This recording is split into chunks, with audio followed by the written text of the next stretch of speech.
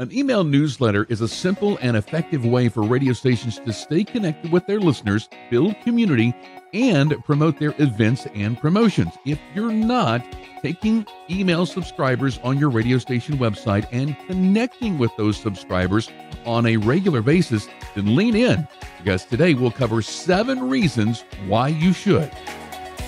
You're listening to Better Radio Websites, the definitive podcast for radio professionals who want their websites to generate more traffic and substantial revenue. Get time-tested techniques, secret tricks, and valuable tools in online content, marketing, analytics, security, social media, and much more. Ready for your radio station to dominate digital in your market? Here we go.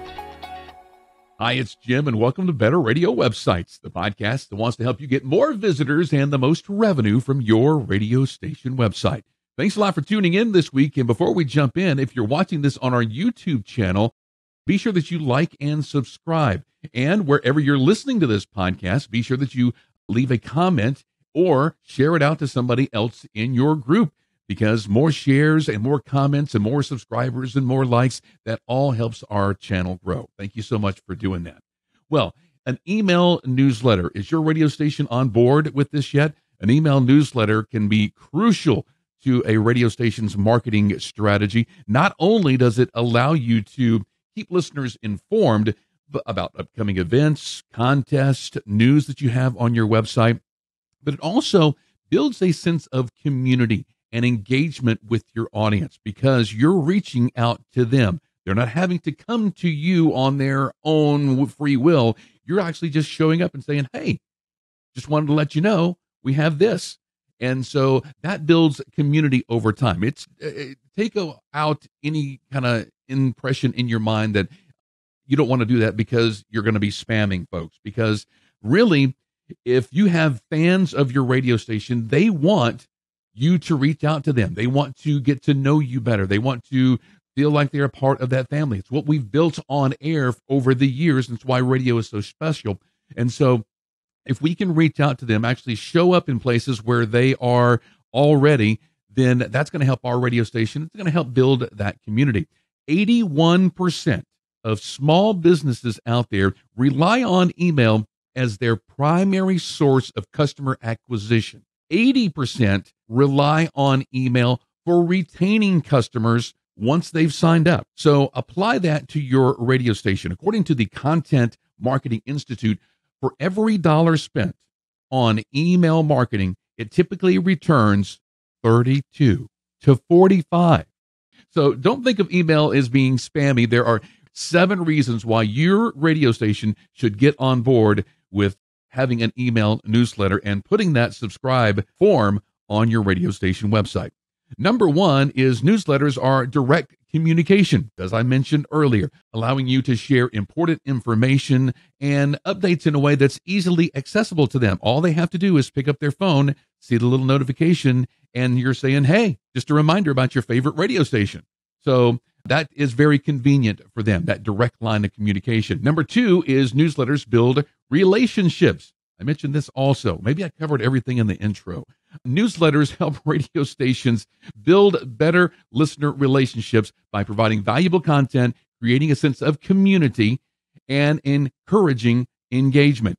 They don't have to come to you. As I said, you are showing up in their inbox. All right, number 3 is newsletters increase listeners and brand loyalty. And they really, really do. By consistently providing valuable content and updates, newsletters can help increase your station brand loyalty and increase your people who actually tune in to your radio station. We've mentioned the marketing circle of having a website that promotes the on-air side and then having on-air promote the website as well. And you have sponsors on both of those, so that circle keeps going. An email newsletter promotes both.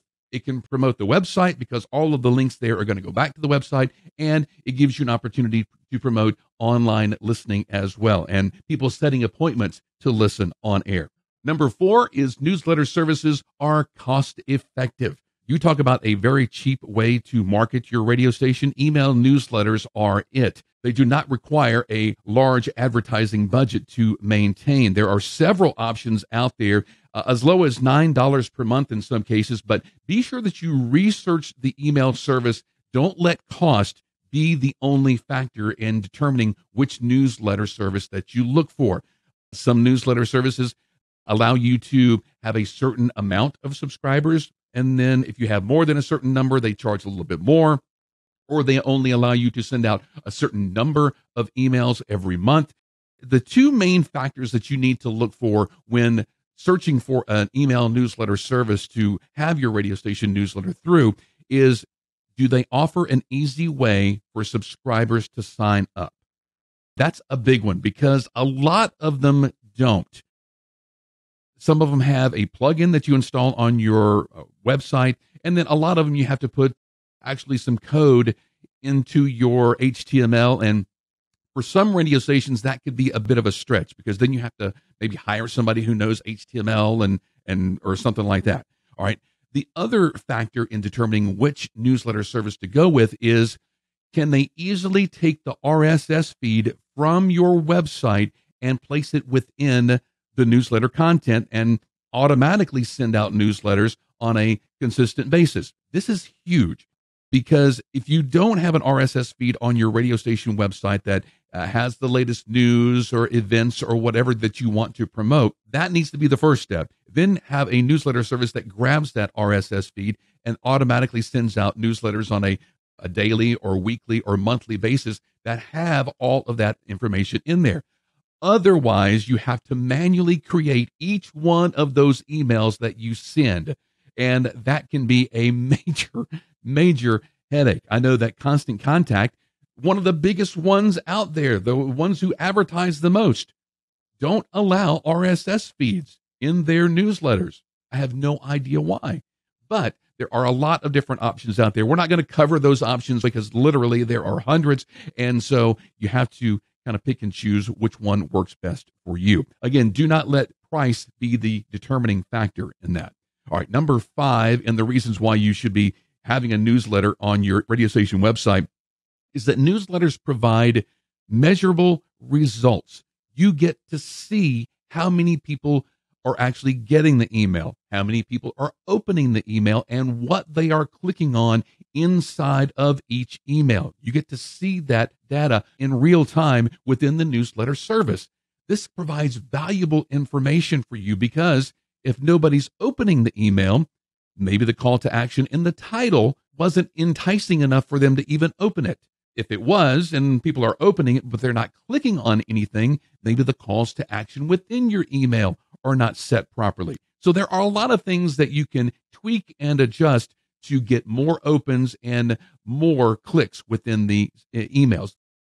Number 6 is that newsletters can be targeted. When people sign up for your newsletter, you have the ability to ask them certain questions and then segment your audience per the answers to those questions. So you could have, let's say, one newsletter that goes out every day that has your latest news on it, but then one that goes out once every week or once a month that just has kind of like a, here's what happened.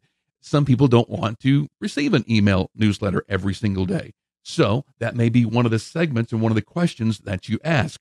Or you may ask people where they're located and only provide them with news based on the area that they have chosen. You have ability to do that, and so you can segment where your newsletters are going. And that's very, very cool because if you have multiple stations in multiple markets and only one newsletter, those newsletter subscribers may not want to hear news information about what's happening at the radio station 8 towns away or something like that. So that's how you can segment your newsletters.